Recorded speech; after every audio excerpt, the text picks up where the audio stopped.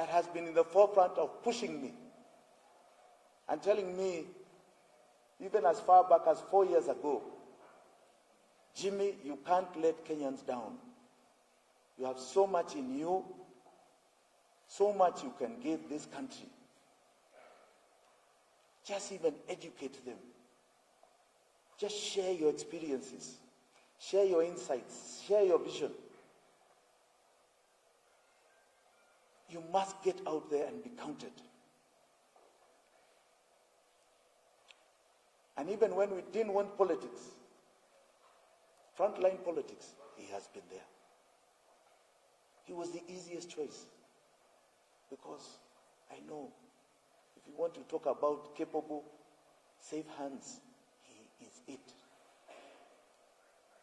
And I wanted to protect him because I felt, he gave me a siasa si mchezo. But really, it is the time for young people. It is your time to be counted. It is your time to take lead. So we know you protect him and hold him, as you will I. Ladies and gentlemen, I want you to be upstanding as I unveil my wonderful running mate,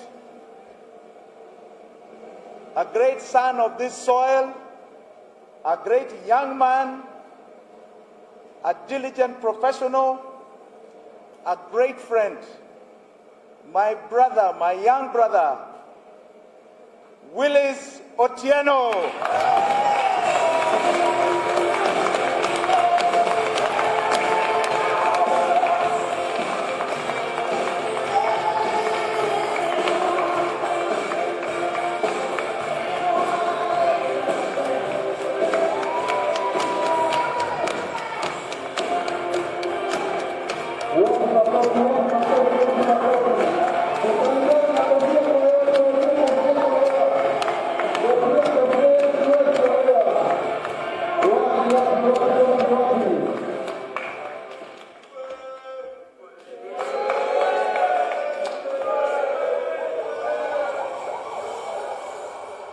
Thank you. Thank you very much.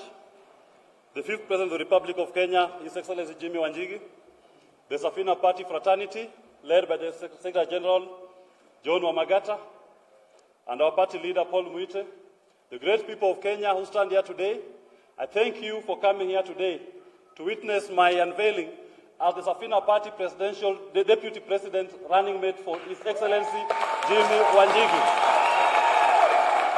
I fearlessly and courageously accept the nomination to be the running mate of Jimi Wanjigi. As I stand here today, I trace my journey as a journey of faith, a journey that shows that everything is possible and there's an opportunity for every young person in this country. I start from my small village in Masumbingia in Siaya County, where I grew up herding cows, going to the stream to collect water from my head. 30 years after independence, when the promise of fighting disease, poverty, and unemployment was the promise which was made 30 years after I was born, that same call is being mentioned today. We've had, on aggregate, 60 years plus since independence. We've had political leadership that, on aggregate, share between themselves more than 90 years experience in government. But what has that led us to? We stand here today when the problems of this nation are more than they were 10 years ago. What is the easy way out for us? I could have chosen the easy way out and said, let me stay in my profession. Let me continue enjoying the little that I've made as a lawyer. But what about my neighbor who has gone to sleep angry? What about that young man who is dying because he is not able to pay for his health care? What about that young man whose only crime is that he went to university, he graduated, and has not been able to get a job? Then he bought a boda, and he has to pay a myriad of licenses every year. He has to pay a token to the police every day. He has to pay a token to the county governments every day to be able to earn a living. And out of all that, what happens to him? Every day, his motorcycle is impounded. He has the professional qualification, but the economy has not created a job that matches his qualification. You reduce a medical doctor, you reduce a lawyer, you reduce a teacher to become a boda rider. That should be the shame of the nation. That cannot be the future of our nation. And the time must come. The time must come when we must stand up and say, 10 is enough. 10 is enough. We must fearlessly and courageously stand up and have our voices heard. If we continue on the same trajectory, this country is going down. There is no special formula for government. Government is about ideas. What are the ideas that we bring to the table? As it is, to make the decision that I'm going to stand with my brother, His Excellency Jimi Wanjigi, was so easy. The choices were the following. One side of the campaign said, they are going to give 10 billion, they are going to give 100 billion Mama Mboga, 10 billion to Boda Boda. The other side said they'll give 6,000 shillings every month. Their solution to the problem that we face, which is the economic problem, is distribution. Our solution is not distribution. Our solution is production. What we need is a country that produces more for its people. A country that can release the human potential of our young people. We have more than 11 million young people who are unemployed today. Africa is 1.3 billion people. That is a market. What are we doing to expand the outreach of our people, to access that new market, to provide services in that region? The other day we were told that we need to do away with some courses at the university. English is not necessary. BA education is not necessary. That is the policy of the past. In sub-Saharan Africa, even in the Eastern Africa region, how many countries are looking for English-speaking teachers? We should be thinking of solutions. We should not be penalizing our young people when they go to school, when they acquire knowledge, when they offer themselves to serve the country, to serve the continent, to serve the black man. We must encourage them. Today, as we stand up, we are being told that the face of Kenya has been presented by our competitors. But the statistics tell us 80% of our population are young people. You cannot grow as a country if you exclude 2/3 of your population from government. Government can only grow when it is the face of its people. The Jimi ticket represents the experience of His Excellency in government and in business, and the inexperience that is informed by the ideas of youth and vigor that I will bring into this campaign that encourages the youth to stand up and take their right position in our country. And we must do so fearlessly. We lose nothing, but we lose everything if we don't take our rightful place in this election. The choices, as have been said, are stark clear. The one side has metamorphosed into, they are both Jubilee. One is Tano Tena, now called Kenya Kwanza. The other one is Azimio, still Tano Tena. Jubilee is in both of them. And I say this, if the last 10 years have been success to the country and to you as an individual, the choice is clear, vote for them. But if the last 10 years has been pain, has been despondency, has been anger, then the best way to go is to accept and to vote for the Jimi Wanjigi presidential ticket. We will not ask of the vote of those who are enjoying the last 10 years. We will ask the vote of those who've suffered from the failed policies and projects of the last 10 years. And they are the majority of our nation. We cannot, at this point, be discussing the question of how to enhance Tano Tena. It cannot be Tano Tena. It has been Tano Terra. We must now start with Tano Fresh. Fresh ideas. Fresh ideas that will take our country to the next level. The persons who cause the problems of our economy cannot provide the solutions to those problems. It is us to now provide a platform through which we will show the people of Kenya how we can transform this nation to be a great nation, how we can provide opportunity to our youth, opportunity to our women, opportunity to our old people. When you pay an old person 4,000 Kenya shillings every month, and the cost of living, the food basket today, if I asked you, the food basket today to live a decent life as an old person, 4,000 shillings is not enough. The social security net you're trying to create is a failure. We must implement pragmatic policies that respect the dignity and humanity of our people, young and old. That is why I stand here today with utmost humility to accept to be the running mate of His Excellency, Jimi Richard Wanjigi. We've been through a lot. In the last campaign, we worked closely together.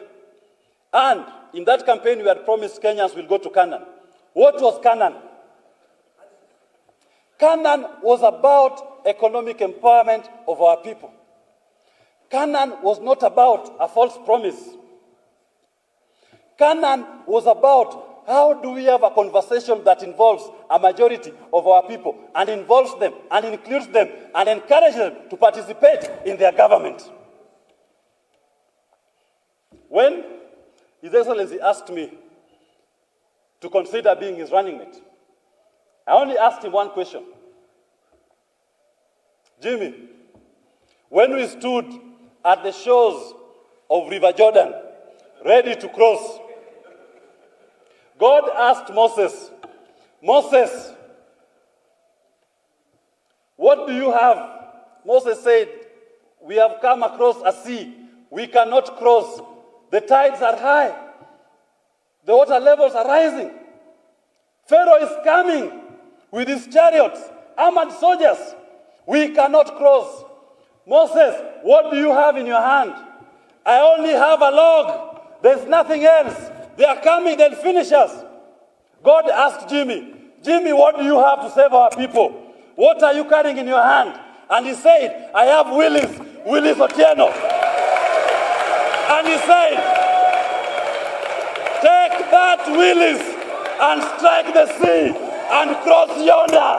Take your people into the ark and cross the Red Sea. Thank you, thank you, thank you.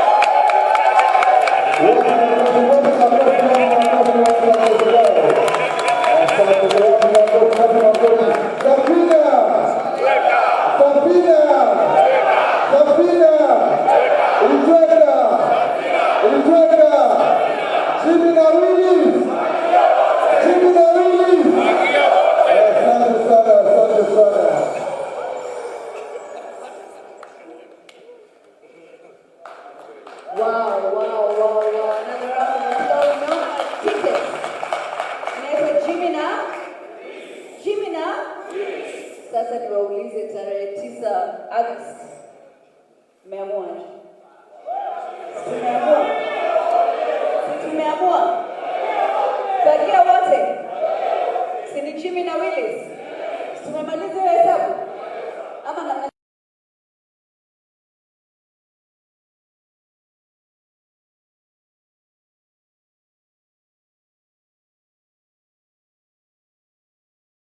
Jimi na?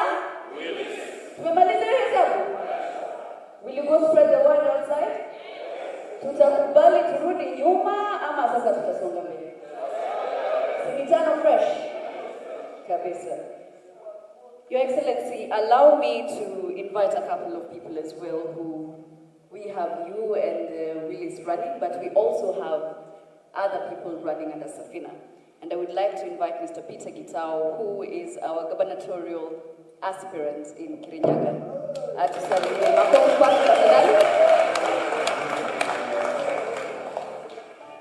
Safina. Safina. Mkweka. Pakia wote. Asante sana. I think there is no better place to be than to be here. And I feel blessed to be the team Jimi, team Safina, team Mkweka, na team Pakia wote. Things have never been the same again, and they also have not been very easy for all of us. But tunajua Kenya ni especially vijana. Wao ndio nafikiria shida zimewakabili kwao. Wengi wamesoma, wako na vyeti, lakini kazi hakuna.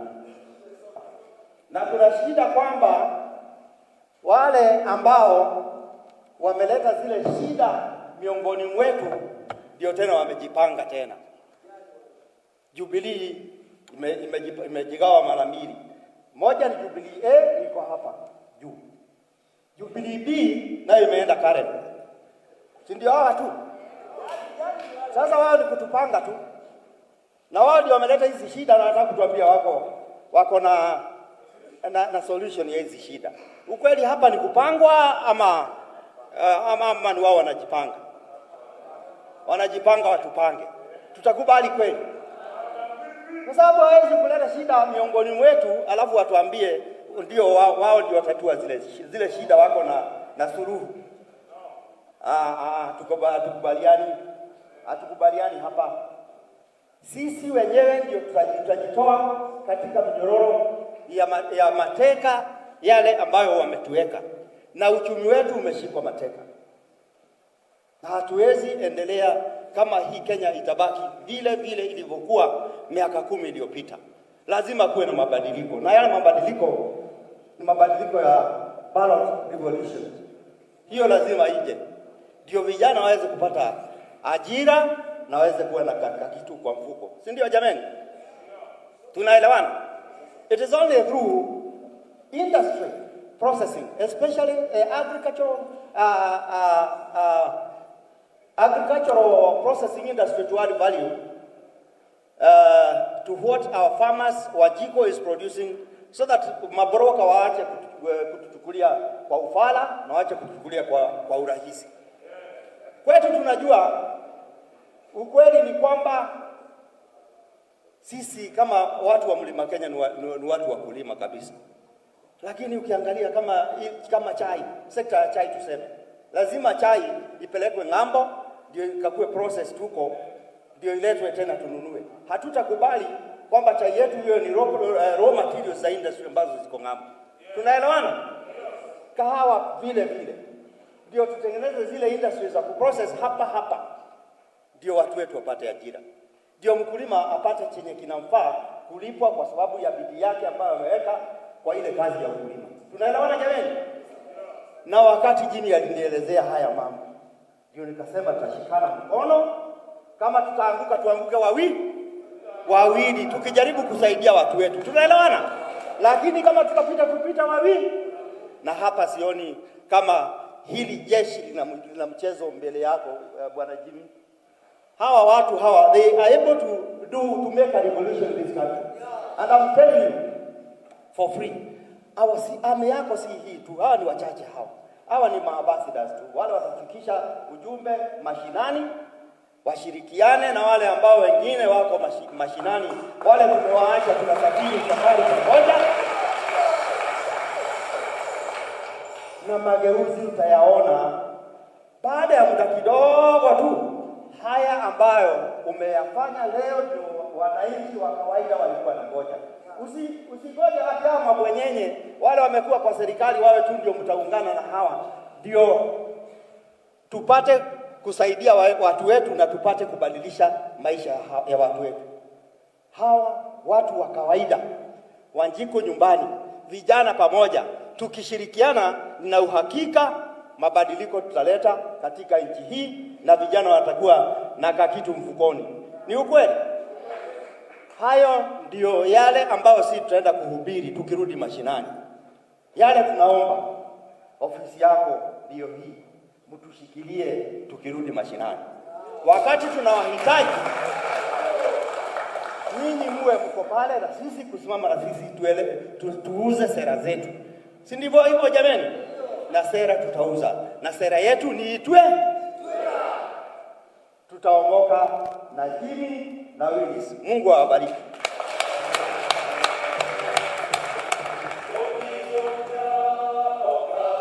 Watu makofia, haya, tutoe kofia tuwasalimie kwa hewa, tusalimiane kwa hewa tuweze kuona, tusalimiane kwa hewa. Safina! Itweka!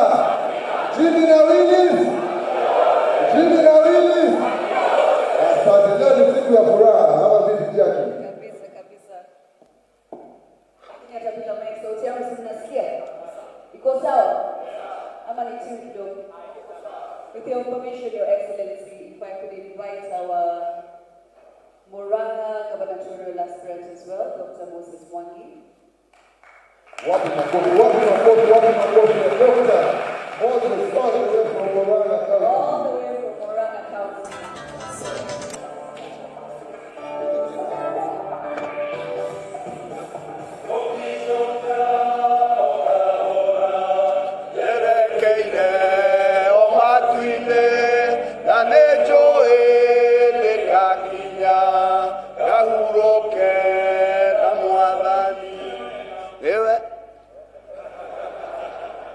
Your Excellency Jimi Wanjigi, incoming 5th President of the Republic of Kenya, Your Excellency Willie Otieno, incoming Deputy President of the Republic of Kenya, my fellow governor aspirants, senators, MPs, MCAs, na ninyi nyote mko hapa, hamjabu. Good morning. Isn't this wonderful? Wow. Where has Unveils been?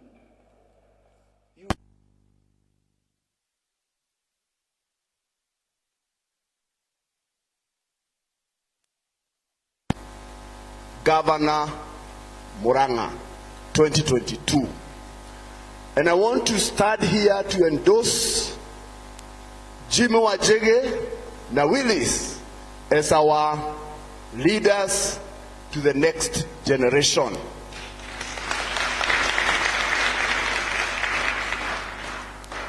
What we have in this ticket is real change. What they are selling, and we are selling together, is to put in people who have not been in government. They have not been part of the problem, so that they can bring in new ideas. And I see many of you, like Dr. Moses, I have not been in government. I am a pharmacist. I'm in the healthcare. I have seen our healthcare system go down. And the same story. So we have a ticket of an army of people that bring on the table new ideas to make the Kenya we want. In every election, as our president has said, there are questions. And my understanding of elections is that there are two types of election. One is about kazi iendelee. Mambo iendelee vile imekuwa. Na vile imekuwa, Kenyans are going to bed hungry. We pay great homage to a former president, His Excellency Mwai Kibaki, who took Kenya when in 2001 it was negative 1.8% growth, and brought change that took us to 7.3% GDP growth. And by the time he left in 2013, people, 39, were going to bed hungry because they could not afford 200 shillings to feed themselves. 10 years later, today the statistics tell us that 63 out of 100 people are going to bed hungry. Are we better off? We are worse. And the same very people who have been there, they want to tell us they have a solution. So what do we do with them? Fagia, water. In my own county, in Murang'a, it is the same story. A county that at one time, you may not know this, Murang'a, there's a time the government of Kenya could not be able to pay civil servants. They would go to Murang'a. Even Tanzania, Murang'a was where it is. But today our farmers, we produce tea, we produce coffee, but there is poverty. How come we can be producers of coffee and tea and avocados, and then there is poverty? It is because we have had people with no idea. So here we are. And here I come for Murang'a as governor. And let me tell you, Murang'a people know how to do business. Go to Nyamakema in Nairobi. Who is doing business there? The Murang'a people, we know how to make money. We know how to make money. And the problem in Kenya is how to make money. The problem in Kenya is how to make money. And we have our son from Murang'a, His Excellency Jimi Wanjigi. He knows how we can make money. So, congratulations, our president, for bringing to us a wonderful deputy president, Willis. I have enjoyed listening to you. I feel fired up. What do you think? What do you think? Turn of fresh. What do you think? Turn of fresh for Jimi na Willis. Asante. Watu wa Murang'a tuko ndani ya Safina. Asante sana Dr. Moses. Kwa hiyo watu wa Nairobi wako wapi? Tunataka sasa tumkaribishe our Kamkunji member of parliament.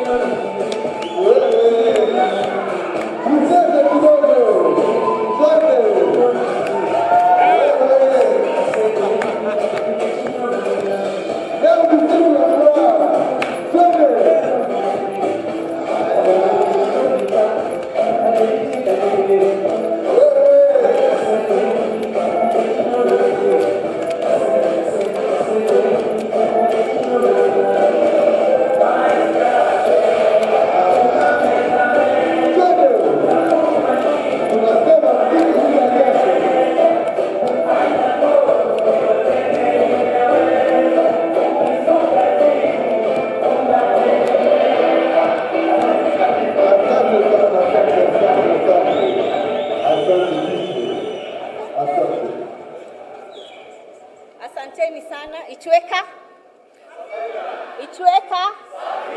Mko fearless? Very good. My president, Jimi Wanjigi, Willis, I'm so happy to have you here. I want to share a small story about Willis.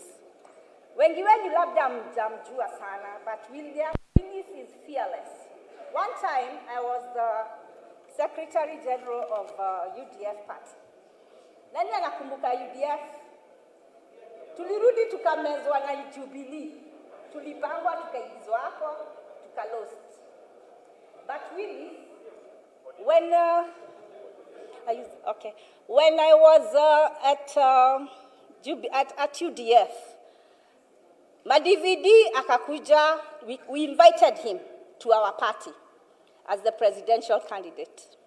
After election, he decided, this party is so good, I'm taking it away, because you guys, nyisi mabwenyenye. But we had Willis with us. Please clap for Willis, because we remained with our party, UDF, and ndio walitoka wakaanza ANC. Willis ni moto ama si moto? Ni moto ama si moto? And then I want to share a story because of leadership. In this country, we are lacking in leadership. Ni ukweli? Ama nyinyi mmeomoka? Si tunataka tuomoke? And we must change the way we vote. You're the voters. Tuacheni kupangwa. Pande mbili wameshajiunganisha na wakasema wanaingia. But as the Bible says about David, I'll mention about David in the Bible. When Samuel the prophet came to Jesse's house, he was looking for a leader because God had spoken to him. But all that were there were so huge. They looked like it, but the prophet was like, apana, sio hao. Pia sisi, si tunawaona, wamejipanga, but at the end of it, mwenye alitoka alikuwa amewekwa kwa process. Our president here has gone through the process. Nani amemwona akijaribu vitu, but anapingwa, anajaribu mpaka Kasarani na yeye ni Mkenya, anakatazwa. Mlimuona? Juzi tu, Mungu na yeye amesema, David wetu ndio huyu. He's fearless. He's gone through the fire. He's gone through the process. Ndio huyo. With 2 stones. Si Goliath alimcheki akasema huyu hawezani na mimi. Ni kweli. Si alimwangalia akaona huyu hawezi. Wacheni niwaambie, si ndio tunaweza? Sisi ndio tuko na kura. Mayouths mpo? 80%. Mnaweza huko chini ama mnapangwa tu? Tuwapange sasa ama? Si mko na kura? Tuwapange through this vote of Jimi Wanjigi. Tuwapangeni jamani. Tuwafagie wote. I want to share a small story again about Ezra. I'm so lucky I'm here. I'm so happy to see Ezra. Wenye wametoka Kamkunji mpo. Nani anajua Ezra? Ezra, kila mtu anamjua in this nation. Because Ezra was in FBI. FBI si children, FBI ni dancers. Waliinuka kama dancers, walikuwa nashinda kwa Churchill. Mimi as a Kamkunji MP, once I was in Simon Bugwa's office, CDF. I was the administrator of CDF. And there were young men then. And they approached me and they said, "Ma'am, tunataka kuparticipate." Ilikuwa inaitwa Sakata. And I can tell you, we printed T-shirts, we did everything, and they won. And they got $1 million. And I remember, he's a good son, because they brought me a voucher of 10,000 shillings. Simwapigia makofi. That's way back. And I can tell you, if Ezra come to Akuone, see, he's looking good. See, God has worked on him. And imagine, see mimi tu nimefanya. our boss here, Mr. President, anapenda vijana, amewainua, amemfanya MCA, kule kwingine si mnaona tu wazee, amemfanya MC, and we know we are getting there.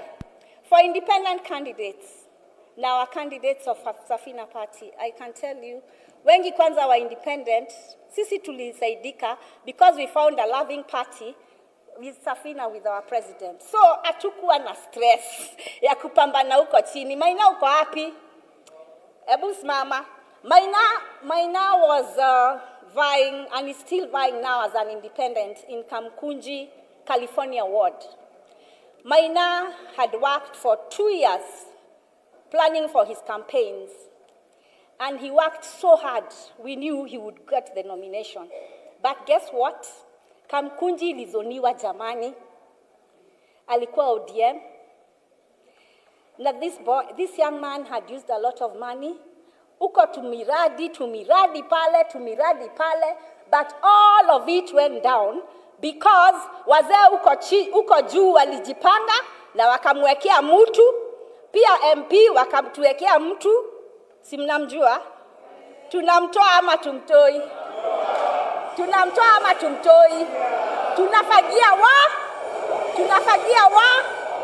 Tunafagia wote. Kwa hivyo for independence, hapa mko na chance. Our president amewafikiria, najua mliumia mtu kama Maina, because it was really stressful and I got hurt, and he said endeni pali pia mtapata nafasi. Wenye voters tuacheni kushindanga tukirecycle watu kwa party. It's not about the party. I want to tell you, if you put the independents and our people here in those seats, new faces, then we'll have the change. But we can never experience a change if we are doing the same thing all the time. True? Hawa watu si ndio tu kila saa tunawarudisha. Kuna mabadiliko wao umeona kwa maisha yako as a person. Hiyo miaka 10 maybe mnyi mmeupgrade. Na waomba kwa kura zenyu mwe ambassadors hapo mbele. Hapo please tushikaneni mikono. Pia si tuwa surprise. Sijana aliona ametupiga surprise. Yetu imeweza ijaweza.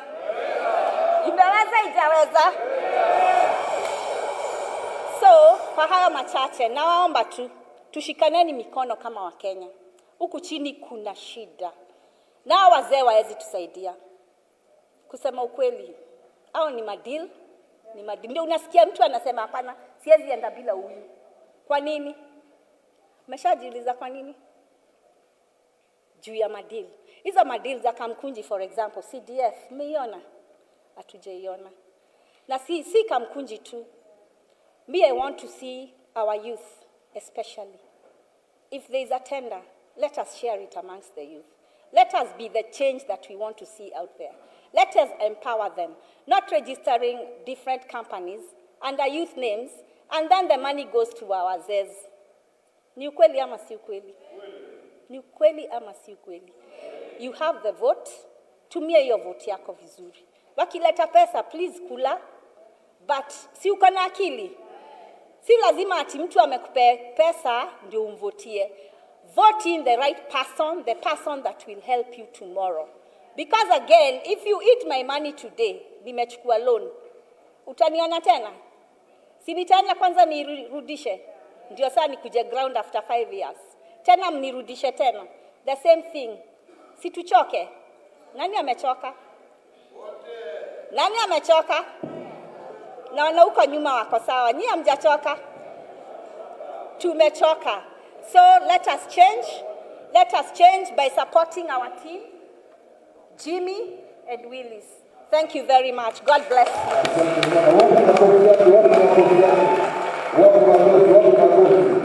Umesema Jimi na Willis wameweza. Hebu tuonyeshe kofia kwa leo kama wameweza. Asante sana Safina.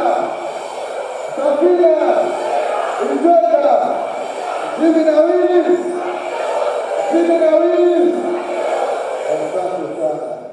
You know, the most interesting part today is that even as we have the Jimi and Willis tickets, we have independents who are friends of Safina and particularly friends of Jimi and Unveils. Wapi makofi?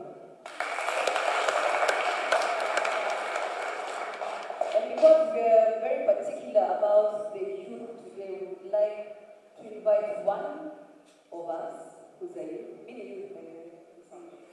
So, many youth. Nimepitisha na kamwezi many youth bado. Yeah? So Joseph Kagai. Wapi makofi, Joseph Kagai.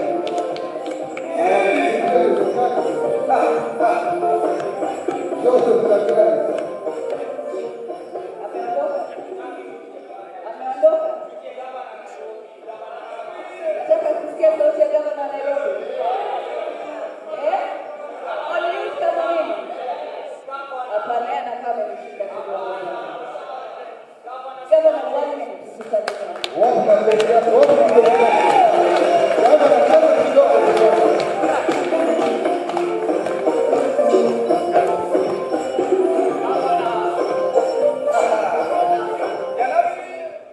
Good morning, people of Safina and people of Kenya. In the mix, it's DJ. I'm sure a lot of you are surprised that given the nomination we get for Nairobi governor.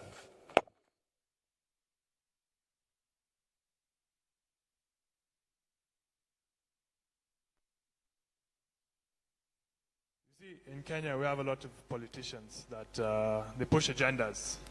They go for rallies. But when you listen to what they're promising Kenyans, hakuna kitu. Ni kweli ama si kweli? Are they promising anything that is actual? They're picking money from the sky and saying they'll give you 6,000. From where? From where? The country is in debt. They'll get that money from where? These are promises from the sky. You must listen to actual promises from economists and businessmen that are legitimate. So, I'm going to take you through 3 policies we have that we will implement if I'm voted in as Nairobi governor. Number 1, healthcare. If you are sick, we're living in 2022. Why can you not get free healthcare in 2022? Kwa nini? So we have built virtual hospitals. We've built a solution whereby with your phone, your smartphone, you can go to a cyber cafe. You can seek medical consultation for free. Medical consultation in Nairobi for free. After you have received this consultation, the next step, medical services. Kusema nitajenga hospitali, it's a hard promise. So I'll promise you something real. We'll build hospitals on trucks. And that truck will rotate around Nairobi and you'll get free medical. This is a legitimate promise.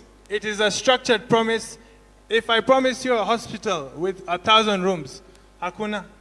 But a promise of free consultation through virtual hospitals and digital consultation is possible at low cost.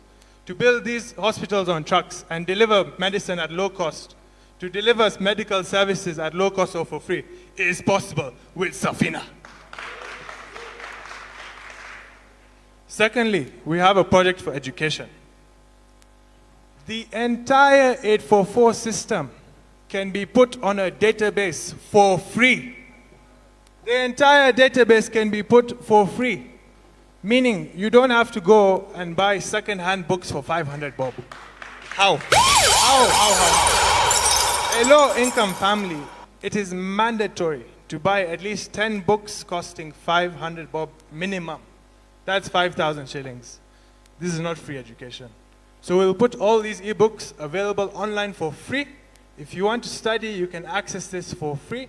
And we will select the best teachers in Kenya and we'll attach to each book. So when you're flipping through the pages, you will have a virtual teacher teaching each page and you will acquire quality education in Kenya for free.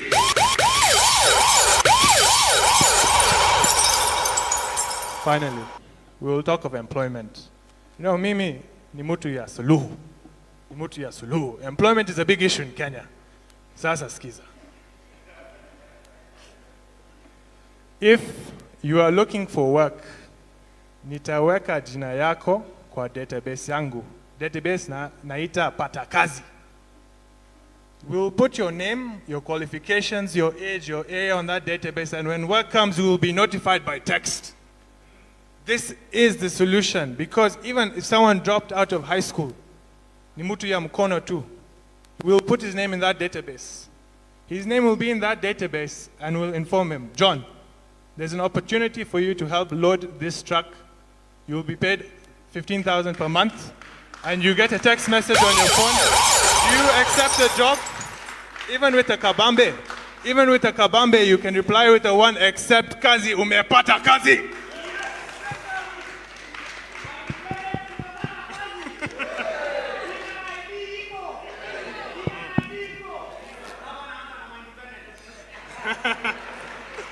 Sasa, kama we haipendi hii kazi ya 15,000 per month, si elimu ni bure. Sasa tafundisha namna gani utapata kazi ya juu. We will teach you how to acquire higher wealth, because higher paid employees are more qualified, but education is expensive. So if education is free and a database to find jobs is there, you can find a job, you can climb up with your salary through the education database, and if you can't work because of your health, si afya ni bure pia. Alafu, tumetengeneza. Ni kweli ama si kweli? Yeah. To finish, there's two types of voters in Kenya. There's the logical voter and the emotional voter. So I feel I have appealed to the logical voter. Now, to the emotional voter, allow me to say this. After the elections are done, one day you will be hungry. One day you will be sick. One day you will not have work. One day you cannot pay school fees for your child. Usifanya makosa. Usifanya makosa kuchagua serikali. Nini uko na hizo shida? Watasema nini? Sikiza rege. Ama atasema kula wheelbarrow. Kama unataka suluhu ya Kenya, suluhu ya Kenya ni Jimi Wanjigi na Willis Otieno. Safina! Wapi makofi ya upcoming Governor Nairobi County. Asante sana. Sawa, tulikeomba unyenyekevu wa Rais and Deputy mkaribie mbele kidogo tuweze kupata media waweze kupata the moment of photo. Si kidogo tu.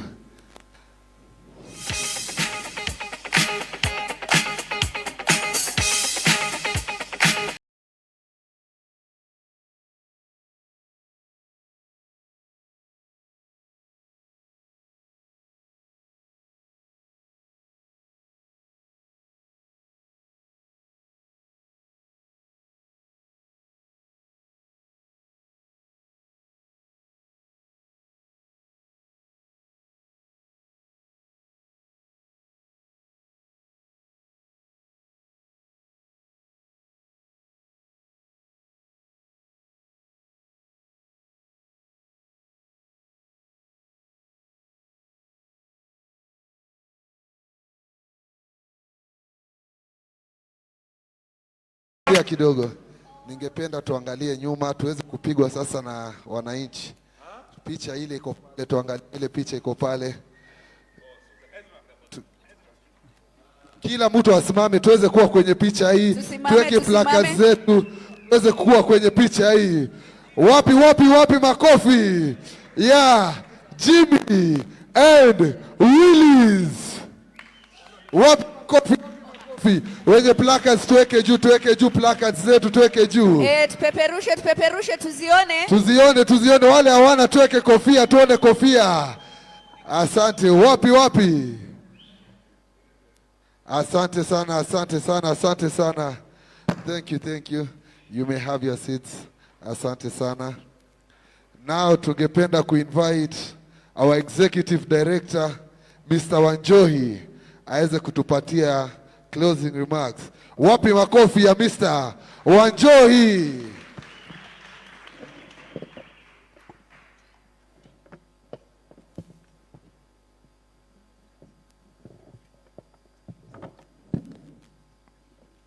Your Excellency, the 5th President of the Republic of Kenya, Jimi Richard Wanjigi, Your Excellency, the Deputy President of the Republic of Kenya, Willis Evans Otieno. The Safina national officials led by the Secretary General, John Wamagata. Safina aspirants and the friends of Safina, the independents, and the members of Safina, hamjambo. Nimesimama hapa kutoa shukurani, to give a vote of thanks. And I give a mighty thanks to all of you and to the Lord for allowing us to hold this event. Your Excellency, yesterday night, the country was on edge, and we were receiving calls from all over the country, the rurals of Tana River, Lamu, Kware, and the mountains, counties of Meru and Nyeri. And there was only one question that was in everybody's mind: who is our Deputy President? Your Excellency,